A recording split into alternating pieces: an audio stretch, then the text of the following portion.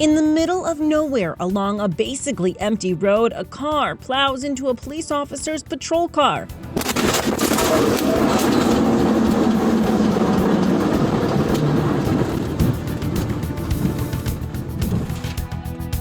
This is the mangled mess showing just how badly damaged the vehicle was. And here's what it looked like from the inside.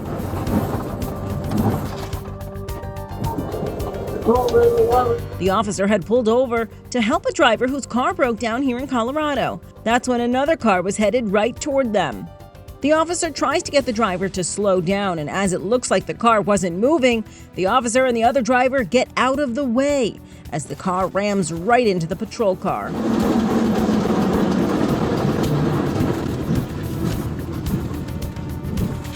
The crash is now being investigated by Colorado State Patrol. This is Inside Edition Digital.